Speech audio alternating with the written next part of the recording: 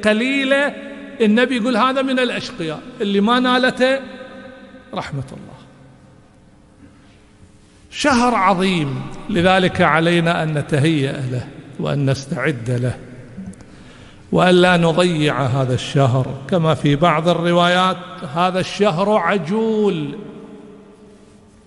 عجول يعني بسرعة ينقضي، ما إن يبدأ ما تشوف إلا فترة قال خلصنا نتكلم على العيد، هلال العيد.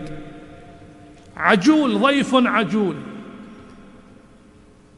لكن هناك من يغتنم هذه الفرصة ما يضيعها، وهناك لا، ينشغل إما بمسلسلات، أفلام، ينشغل وسائل تواصل اجتماعي، ينشغل بسهرات، بجلسات، ينشغل بضياع وقت، ينشغل بكثرة نوم. وإذا هذا الشهر يمضي، بعض الناس يقول احنا تونا بادين بالشهر خل شوية نسخن، يعني ما بيبدأ الأعمال والمستحبات إلا بعد ما شوية يمضي كم يوم، وشوية ونص الشهر طار.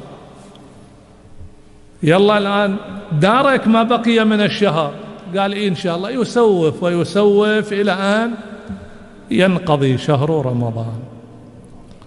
واحد يعطي لهذا الشهر أولوية وأهمية، يغير كل برامجه، يعدل كل البرامج، يعطي خصوصية. ما يمكن تتعامل مع هذا الشهر مثل غيره من الشهور أبدا، هذه حماقة.